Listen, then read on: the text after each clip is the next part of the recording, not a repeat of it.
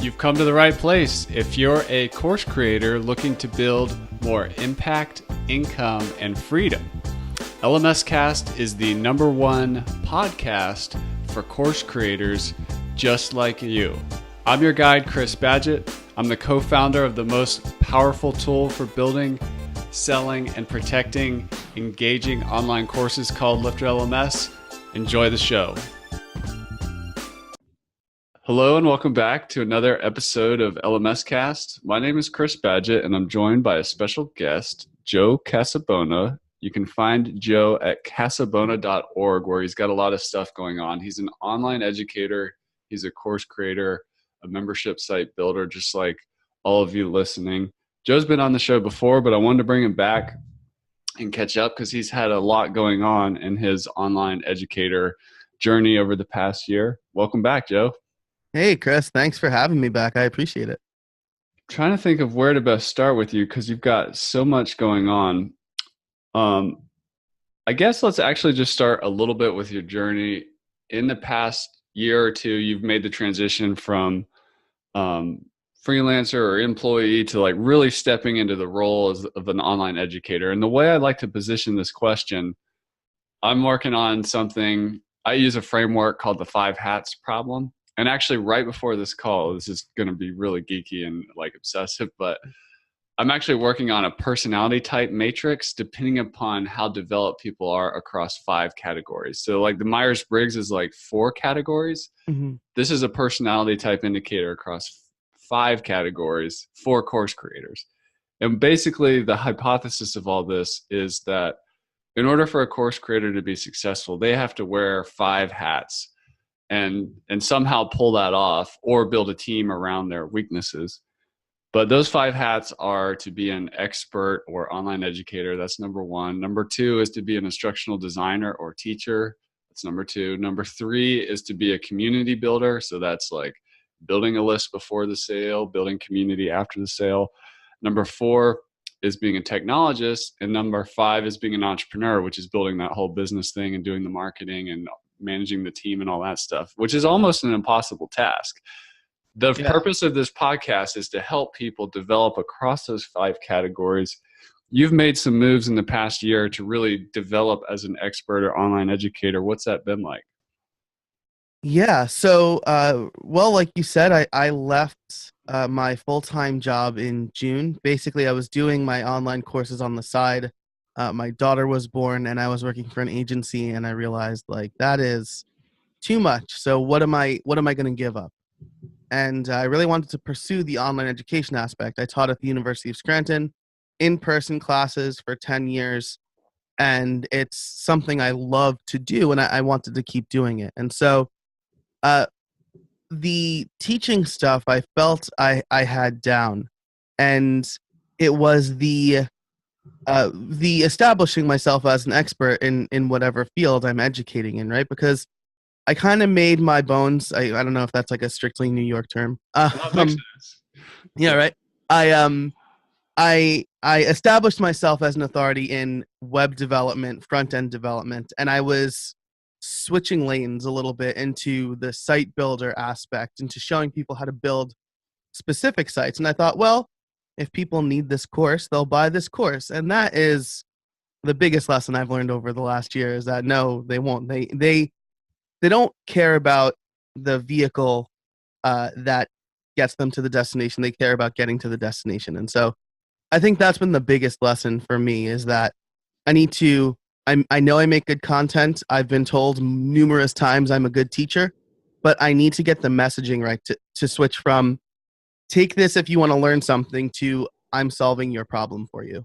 There's a framework there that my friend Danny Inney like made me realize. He has a concept for it called the old model of education used to be just in case, like we're going to build up this library of knowledge just in case you need it later. But the new model being just in time. And like you said, they're looking for like a really specific result from that education just in time. Yeah, absolutely. And when I launched my first successful course, which was like an introduction to Beaver Builder, the biggest piece of feedback I got was, why do I have to take this course in order? And I thought it was, I took the we're going to learn something over a semester approach. But they didn't want that. They wanted, how do I build a homepage with Beaver Builder? They paid for the course basically just for that video. There's another counterintuitive insight based on that comment from a past guest, Ellen Martin, where she said course completion isn't necessarily the be all end all. Like maybe somebody needed this part of your Beaver Builder course and they only finished like 20% of the course, but they're happy as a clam. Or Yes. there's also project-based learning, which is what you're talking about, like let's go build a homepage, which is different from a feature tour. So talk a little bit more, like how did you evolve your teaching style?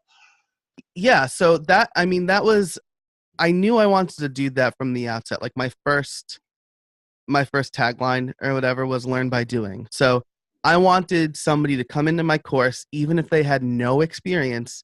And by the end of the course, they had a thing, whatever, a Beaver Builder site, a podcast website, an online course. And I still develop my courses that way because I feel it's the best and applicable way to be like, here's how we do this exact thing, which you need to do to have this full site. But you're right. It's not course completion. That's something I really had to like let go of, right? Like I'm like, oh yeah, like 20% of my students complete their course. That's like 10% better than the average or whatever.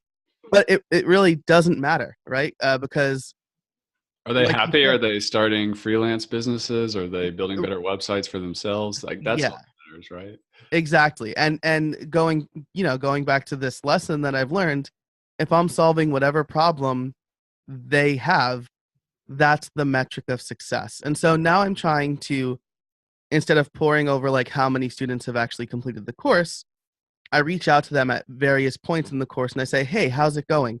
What are you working on? Share with me what you're building so that I could see like the fruits of your labor and of you taking this course. That is awesome. So you guys see what Joe just did there is he went from the expert hat and he put on his instructional designer hat. And now let's put on our technologist hat and talk about page builders. That's a great course. And I've always said that, or I should say, I've just noticed that the best training courses about software are never made by the companies that make the software. They're made by somebody else, like a power user like yourself, which I find interesting. So I'm just noting that observation. But Yeah. what page builders, like a lot of people watching this, a large percentage of them are using a page builder or thinking about it or want to pull off a complex design without being a techie. What's going on in the page builder market or why are page builders so popular now? Can you help us understand that? Definitely. Well, as I said earlier, I am a front end developer. I'm a web developer. And I used to be very purist. Like, I'm not using a page builder. I can build this by hand. We used to be that way too, by the way. We Yeah, changed. right. Yeah. Like, but tools have evolved. They've gotten better. Beaver Builder, for example, is great. Now, instead of spending 10 hours to build this beautiful landing page, which by the way, design is not my forte. Like, I know certain fonts that look good and like I know colors that clash, but like I'm not a designer. I can take a design and make it a working website. But with Beaver Builder, in like a half hour, assuming I have the content, right? Writing the content takes forever, but assuming I have the content, I can build a beautiful page in 30 minutes. And then that allows me to focus on the core of my business, right? And I think that was another, you mentioned the different hats. And as a technologist, as a web developer, I'm like, well, I'm a web developer, so I need to build everything myself. That's not what I want to focus on in my business anymore. You're not freeing up capacity for the other hats by leaving 80% in your already existing strength. Right, exactly. If you're a chef who starts a restaurant and you spend all of the time creating, like in the kitchen, how are you going to pay your employees? How are you going to come up with new menus? How are you going to attract customers? Yeah, that is a really excellent point. And if people are interested in that Beaver Builder course, what's the best place to go? If you go to creatorcourses.com /shop, you'll see the way to purchase it there. It's called Up and Running with Beaver Builder, and very soon it's getting an update to the latest version of Beaver Builder. Awesome. And while we have our technology hat on, you have a Gutenberg course. Did you co-create that course? So I have two. well, three, but really two different courses there. One I co-created with Zach Gordon. That's called Theming for Gutenberg or Theming with Gutenberg. Basically, it's how to prepare your WordPress themes for Gutenberg. So that's very techy. We get into code and design and CSS and stuff like that. My other course, which Zach gave me the idea for, was an introduction to Gutenberg. And there's kind of two flavors of that. There's just the introduction. So if you're a user and you want to know how Gutenberg works, you can take that.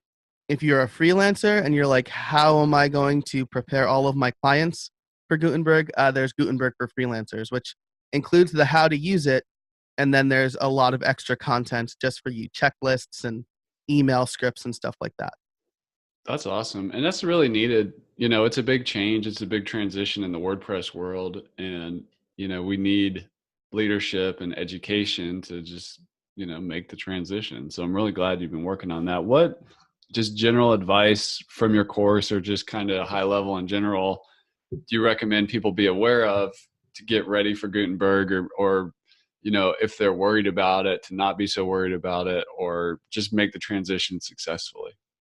Yeah, that's a great question. And I think there is a lot of fear around it, right? Because it's a big change. I think the best thing you can do is on a staging site, so like not on your live site, um, install the plugin, enable it, and test out a few things. So like one of the nice things about Gutenberg and the team around developing these tools is they've made sure that you won't just break your site by virtue of enabling the plugin. So if you go to old content, it'll be in a classic editor block, right? And that's the big change. Gutenberg is moving from just like a big wall of text a la Microsoft Word to a flexible format where each content is its own block and you can move those blocks around and create richer, more flexible layouts. And so just right off the bat, you have an old blog post. It's like killing it in SEO or whatever. If you never touch that, it never changes. If you visit it in the editor, it's still not changed because it's in a classic editor block. You can make text changes and things like that. And then you can click a button and convert all of that content to blocks. That's where it could break depending on how you've built the site. And I've noticed that like if you have a lot of custom HTML, that's when the post or the page will break. So I recommend that. I also recommend checking out Gutenberg Ramp. It's a plugin by Automatic and the WordPress VIP team. And you can turn Gutenberg on for only specific post types. So posts, pages, courses, or specific pages by ID. So if you know all of my pages are like custom HTML or built with a page builder, I don't want Gutenberg touching that. You can turn that off using Gutenberg Ramp. Very cool. That's some solid tips. So it's really not so scary. Yeah, and absolutely. and there's backwards compatible stuff in play. And if you just want to not deal with it, you can not deal with it either. So right. Yeah. There's the classic editor too. So like when 5.0 comes out, if you're like, I don't want to think about this right now. It's Black Friday. It's the holidays or whatever. yeah. You can turn on the classic editor and still use 5.0 without, check out the editor after the holidays or whatever. That's awesome. Well, I appreciate that heads up. Well, let's go back to our instructional designer hat. And I noticed you had a WordCamp or WordPress TV video about never assume when teaching WordPress, or let's just say teaching anything. What do you mean by that? Like you build a whole presentation around that. So I think there's some instructional design wisdom in there. Yeah, that talk was brought to you by a real life example of me assuming my students knew something. So I was teaching at the University of Scranton. One of the courses I taught was an introduction, or it was called computer literacy. And it's just an introduction to computers for all students, basically, to make sure that they have some basic technical skills as they move throughout the rest of their college career. And I decided that it would be a good idea to teach them WordPress, right? The course was getting long in the tooth a little bit. Like it was written by professors in the 90s and then like never really changed. And so I decided every semester I would reevaluate what I was teaching based on current events. And I thought everybody should at least know how to make a blog, make a website maybe. And so I had them make websites on WordPress.com. And I was like, so you have posts and pages, and posts are like articles and pages are just content. And I just said that very casually. And one of my students, bless her, she raised her hand and goes, I have no idea what you just said there. And I'm like, all right, let's take it back. And so that was the impetus for that talk. I made assumptions because I had been using WordPress for 10 years or whatever. And I'm talking to students who didn't care about WordPress up until that point. They maybe used Facebook or Instagram, whatever the popular social media platform was at the time, but they didn't. And those don't have posts and pages. Yeah, right. Yeah, right. They don't have posts and pages. Yeah. And so I assumed, right, they're familiar with some technology, and so they'll get this. And so what I ended up doing was going to BuzzFeed and saying, here's about, this is a page, right? It never changes. This is content. If we go to the front page, we see the most recent articles. These are posts in WordPress. But it was just a big lesson about, I made assumptions because I'd been using something for so long that I assumed everybody knew it. And the story I tell in the beginning of that talk is, let's assume you have a baby who's trying to learn how to walk. You don't just look at the baby and say, come on, just put one foot in front of the other. It's easy. Like, that would be insane, and you're being mean to a baby. So that's the kind of thesis for that talk. I call that the expert's curse, and it goes back to a concept called beginner's mind, which is really hard for an expert if they've moved a lot of their fundamentals and foundations, or there's a lot of fundamentals and foundations inside of those that it's easy to forget about. So that's great. I want to go back to the expert hat and also part of the business hat, which is marketing.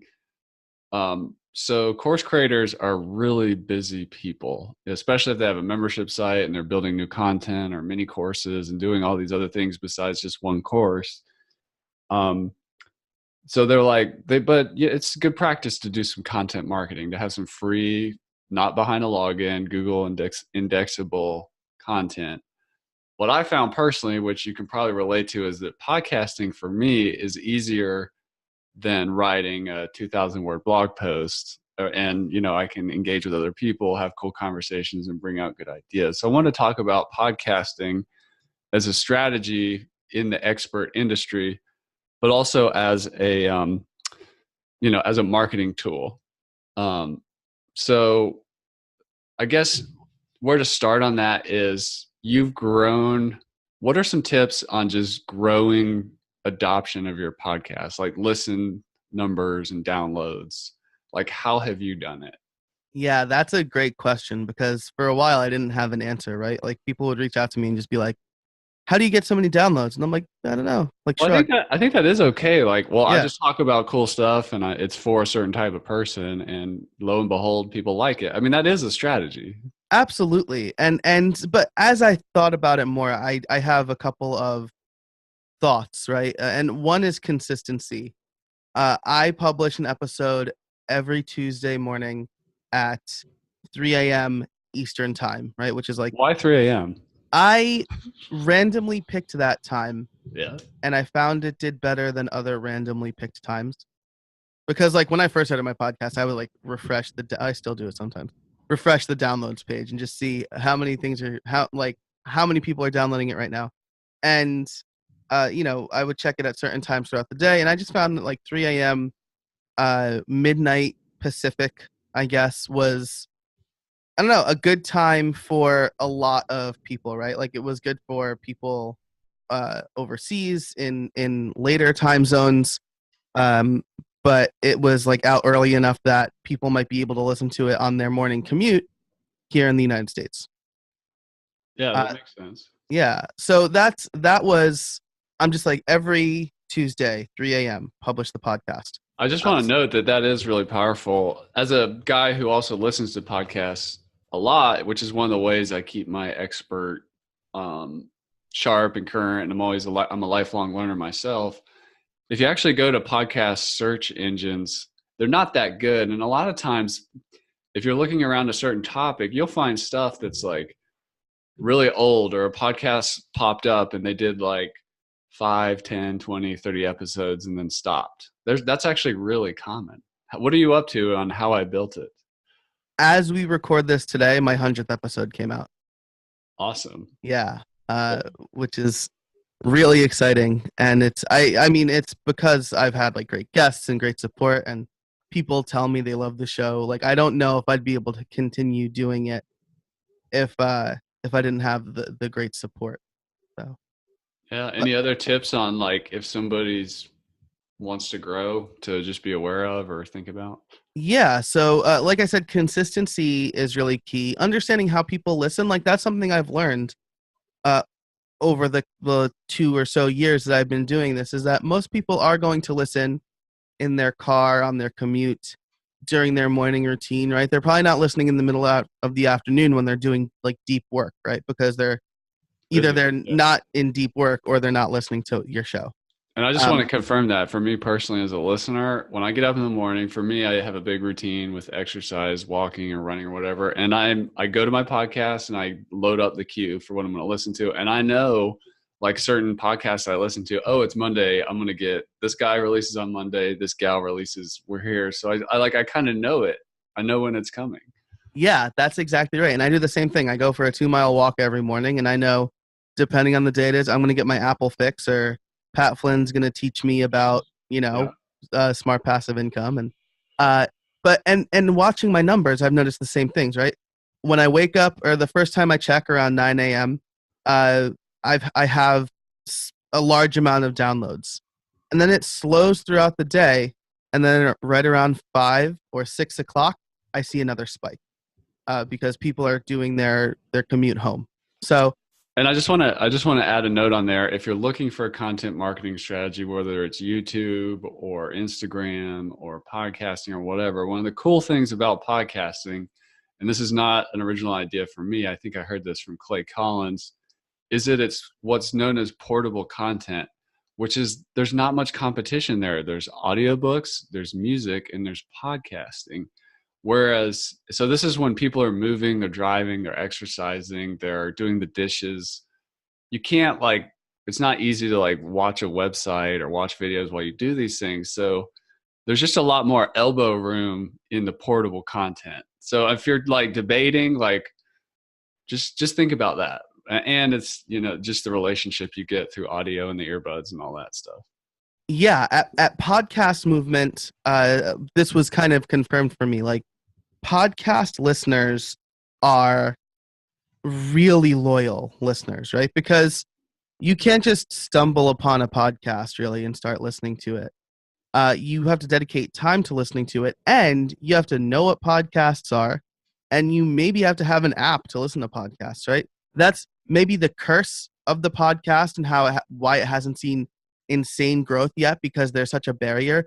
But that also creates super loyal listeners.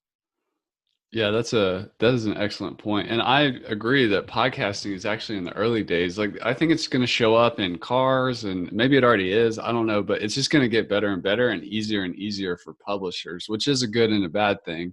Like I hear I'm my podcast is several years old and I have a somewhat intricate setup, but then I hear about tools like anchor.fm that make it easy, I guess. I haven't used them, but what are your thoughts on do you have a podcasting course, like how to? You mentioned podcast websites earlier. So I don't have the How to Podcast course, Yeah. uh, because like Pat Flynn kind of has that market cornered, and like there are other people who have that content already, and I wanted to focus in on what I'm really good at without kind of rehashing things. And so I talk about kind of the mechanics of podcasting, and I have that free content about how I started my podcast or what you need to start a podcast. But I don't have a full course taking you from like no idea or a small idea to launched podcast. Right on. Well, from the outside looking in, it appears as though one of the things that helped you in your story make the transition from working at an agency to an online educator is you pursued some podcast sponsorship, which helps, which really helps as a content creator. And What advice do you have if people have a niche podcast? I mean, their course or their membership is going to be on a niche topic. If they decide to commit to podcasting, which I think that is really important, like you have to commit. Like, don't start a podcast if you don't see yourself doing it in 2-3 years later. But what's the general advice you have around getting sponsors and paying sponsors for your show? Yeah. So uh, the educator in me needs to tell you that it's not easy, right? Like people are like, this is how you get, like, do these things and you'll definitely get sponsors. You are asking people for money. And so it's, unless you find somebody who just can like print money, it's going to be hard to do that. But these are things that have worked for me. Early on, I had guests talking about something, some product, and I would reach out to those people and say, hey, I just had a guest. I named them. They were talking about your product. I was wondering if you'd like to sponsor this episode to get a little, some nice cross promotion. I like That that because that's like results in advance. Like you're already getting free publicity here. Do you want to pour some gasoline on that? right. Yeah. Basically what you're saying. Yeah. Yeah. Do you want to reinforce what my guest is already saying? Right. Yeah. So that's worked for me a bit. And then the other thing is I reached out to people that I knew in the space who trusted my work. So I have a network. I've built a network over several years, and I reached out and I said, "Hey, look, I've started this podcast. It's doing okay. I'm really dedicated to it, and I'm looking for some financial backing. Are you willing to sponsor a few episodes?" And people who knew me are like, "Yeah, sure. We can do a few." I was priced at like $99, so for a couple $100, they were able to sponsor a couple of episodes for me. So there's the reaching out to people who are already kind of being promoted. There's reaching out to your network of people. And then when you get to a certain size, I think something that's really important is making a list of companies that jive well with your audience. So do your best as soon as possible to understand your audience. This is something that I didn't do very well in the beginning because I didn't think the podcast was going anywhere. So your podcast is called How I Built It. Yes. What did you later understand about your audience? So later I understood that uh, I thought I was going to be talking mostly to like people who might want to buy my course, right? And that was really the original scope for the show. So site builders, yeah, website exactly. builders. Right. As I evolved in my line of questioning, in my guests, I realized that I was talking a lot to developers and business owners and people who wanted to get into the development and business owner space. So I learned that over time, the kind of things that they liked, the episodes that resonated really well for them. Are you talking about like entrepreneur journey type stuff? Yeah, exactly. Because when you go into How I Built It in your episode, sometimes it's technical, but it's also like this entrepreneur developed a product from nothing, right? Yeah, it's the entrepreneur's journey episode. that's exactly right. How did you come up with this idea? How did you research it? And then how did you build it? What worked? What didn't work? And why are you still alive today? These are valuable like lessons. Right. And I get, like, those are the most interesting conversations on the show. Like, this wasn't working for me, and so I pivoted, and this actually did start working for me. And so, like, the people who are like, I didn't do a lot of research in the beginning, I just did it, and here's what I learned along the way.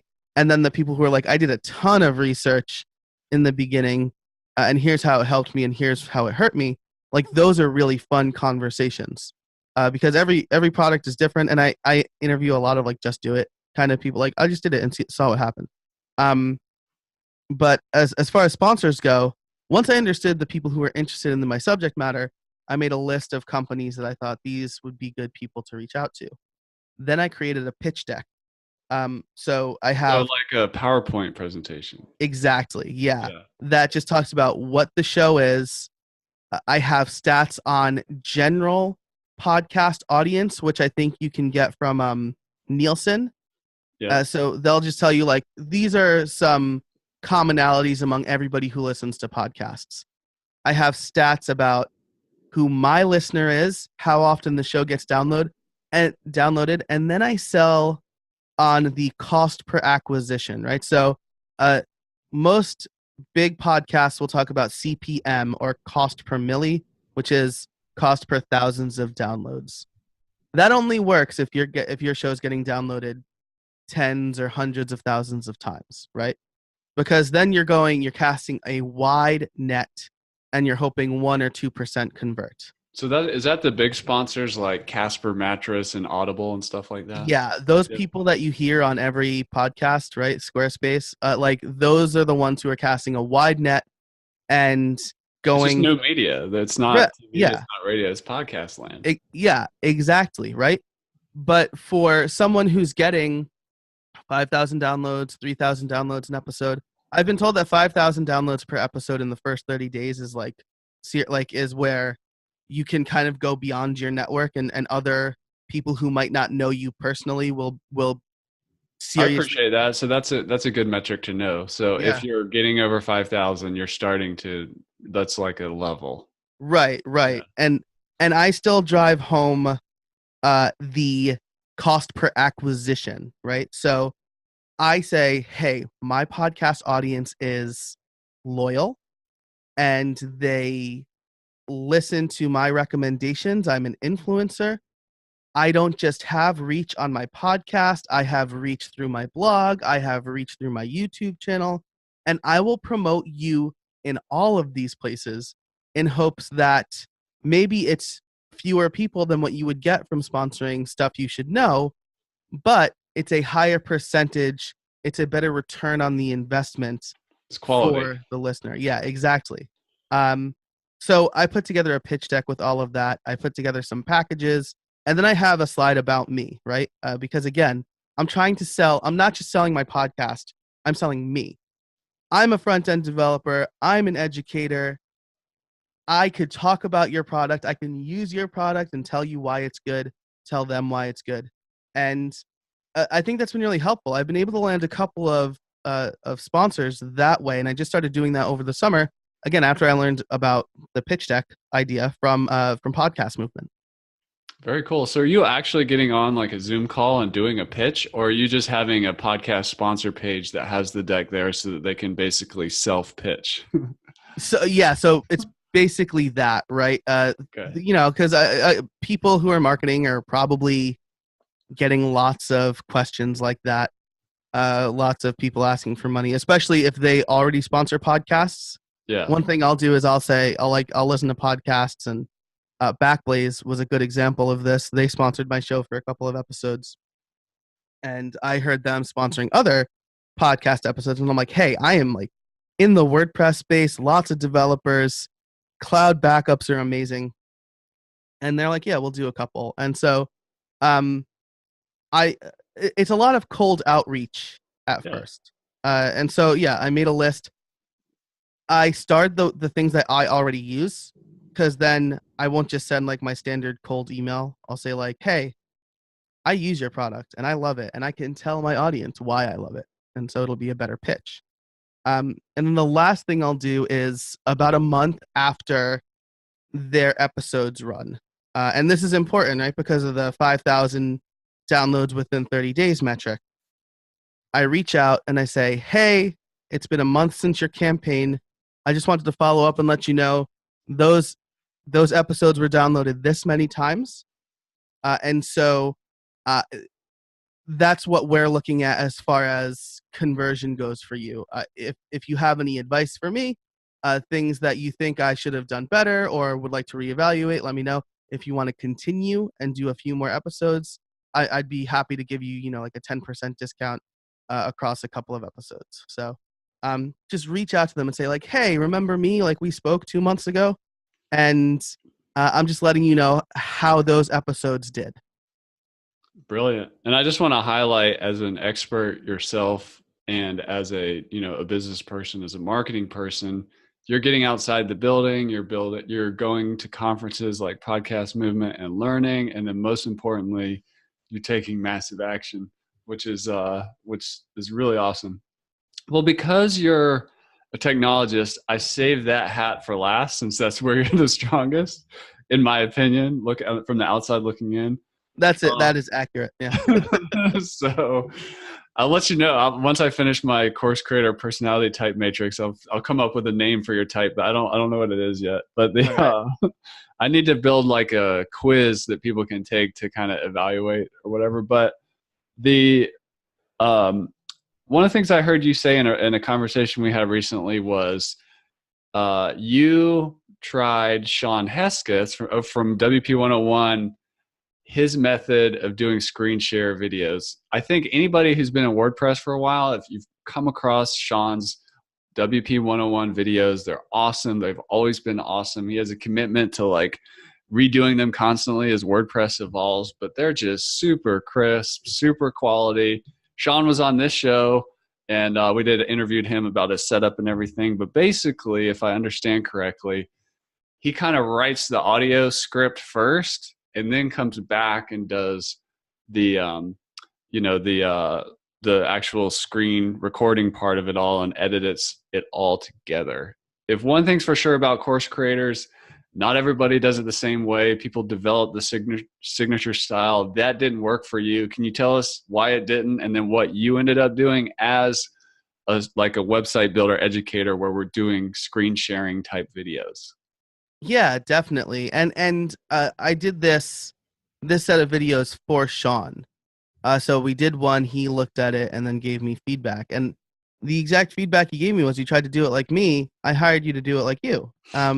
Okay. And he gave me two really good analogies about that, right? And one is when you're singing a cover song, if you're into singing, right? They say, don't try to sing it like the singer, sing it like you would sing it, because that's the way you'll sing it best.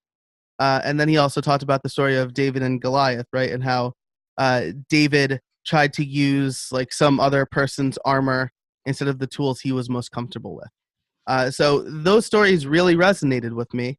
And it didn't work for me because Sean has a very different cadence than I do, right? He speaks and projects a certain way. And you've probably noticed at this point that I generally talk very fast. I do things while I'm talking.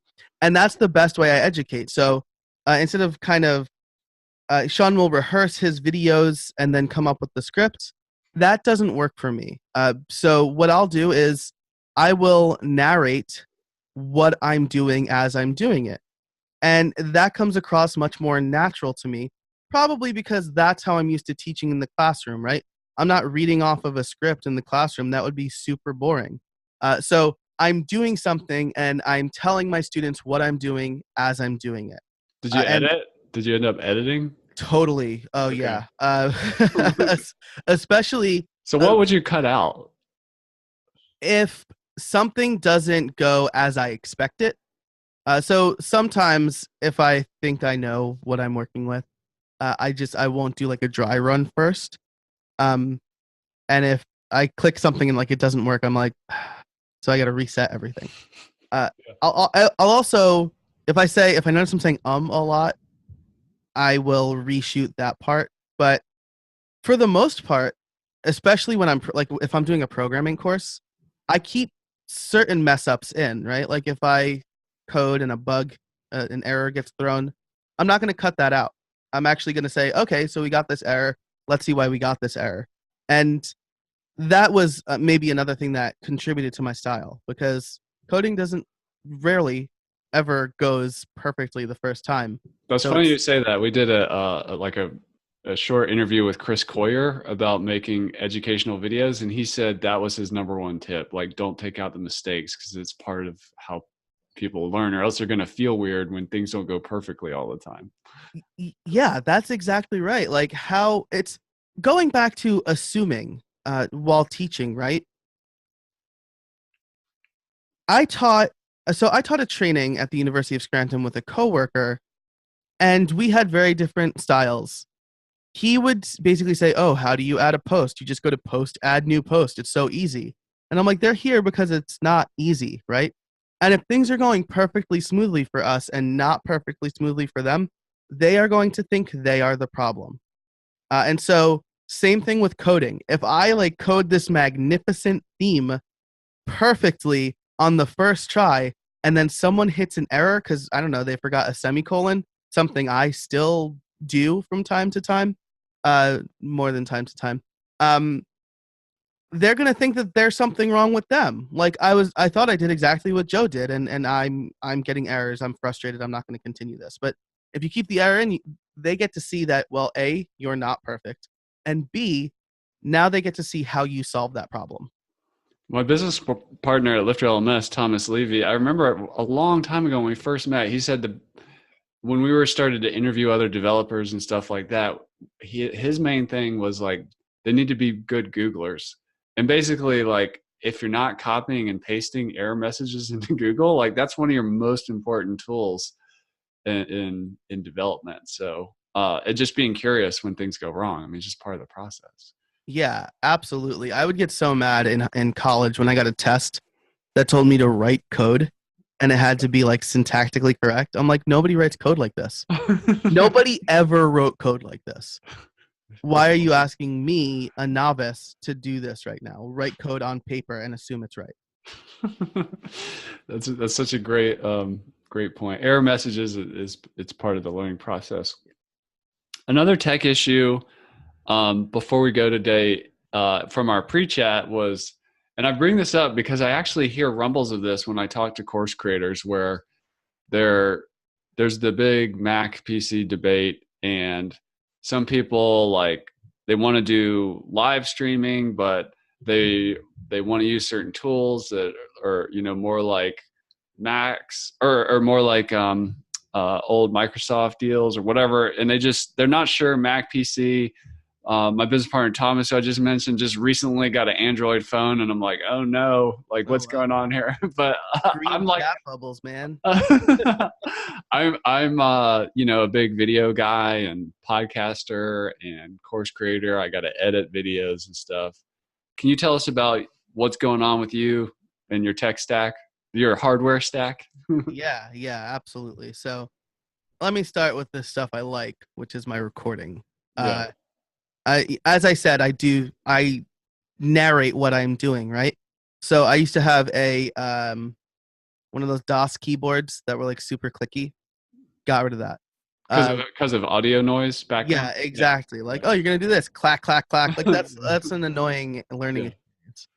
Now I have a Rode Procaster. I have the arm, so it's not in my face. I'm not like reaching around my microphone, and I have a preamp to the left of me, and that has a noise gate on it, and I mean a bunch of it. I'm like underselling this. There's a bunch of settings, but the noise gate has been the most valuable to me because any sound below a certain decibel, it'll automatically filter out. So I don't need to worry about like typing too loud, or my office shares a wall with the nursery. Yeah. My daughter was teething and screaming, and I was on a call. I'm like, "Can you hear that?" And they're like, "No." Good. So perfect. Yeah. So that's my general setup. Uh, and I will tell you advice that my father gave me over many times in my life.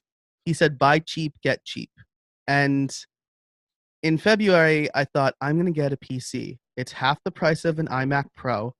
I've always wanted an Alienware, and it's just as good.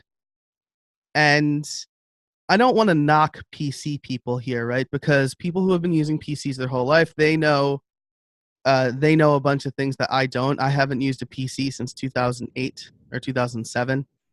But the main tool that I use on my PC for video editing, which is why I bought this PC, is Camtasia.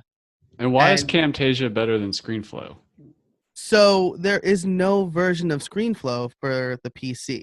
Oh, okay. I think I would probably happily still have or keep my PC if I had a program that didn't crash when I tried to do basic things. So you're saying Camtasia is not being stable for you on your PC? Right. And I don't know what it is. I know a lot of people in the education space, like in the higher ed space, who love Camtasia. Maybe they're on an older version. I record all of my videos in 4K. Super high quality. Yeah. Yeah, because that's where like as we're sitting here, Apple just announced a new MacBook Air that is 4K, that has a Retina display, right? So like Wow. even the bottom of the barrel computers now are getting Retina 4K high fidelity screens, and I want my videos to be watchable on those. Maybe Camtasia can't handle 4K, but I've not been happy with that experience. I've also spent a lot of time trying to get like feature parity between my Mac and my PC because I use tools like OmniFocus and whatever else is only for iOS and Mac. And I'm like, what is cross-platform? What has a web interface? So I will be getting an iMac Pro before the end of the year because I've just sunk a lot of time into trying to get things right. Or like I recorded a 10-minute video last week. I applied a noise filter, which Camtasia does really well. I mean, they have it. It's nice. It easily removes white noise. But it crashed just doing that on a 10-minute video. Like, I expect better than that. So, especially if I've paid like over $2,000 for a machine. So, I cheaped out a little bit. And so it's been frustrating, and I'm moving back to the Mac. So your dad's sage advice, buy cheap, get cheap, was good in this case. Yeah, absolutely. I think maybe, even though that's not that cheap. I mean, that's the thing. That's why course creators, we got all this gear, all this hardware. I mean, we don't have an unlimited budget, most of us. So I understand why. Yeah, absolutely. And again, maybe there's actually something wrong with this PC. Like maybe there's a hardware issue that I'm not detecting anywhere except Camtasia. Not likely, but possible, right?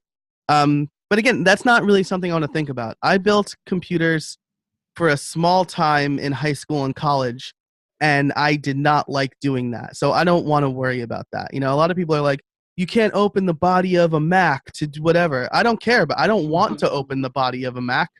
I just want it to work.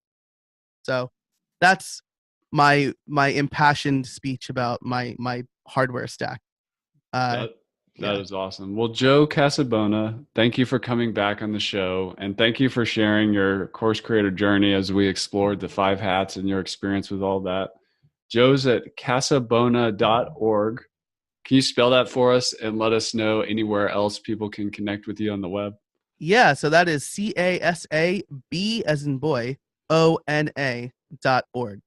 So I'm over there. That'll be kind of like the changing station for all of the exchange station or whatever for all of my other things, my podcasts, my online courses. And I'm on Twitter and most social networks as J Casabona. So you can reach out there. That's probably the best way to get a hold of me. Thanks so much for coming, Joe. We really appreciate it. Yeah, thanks for having me on the show. I had a blast. And that's a wrap for this episode of LMScast. I'm your guide, Chris Badgett. I hope you enjoyed the show. This show was brought to you by LifterLMS, the #1 tool for creating, selling, and protecting engaging online courses to help you get more revenue, freedom, and impact in your life. Head on over to LifterLMS.com and get the best gear for your course creator journey. Let's build the most engaging, results-getting courses on the internet.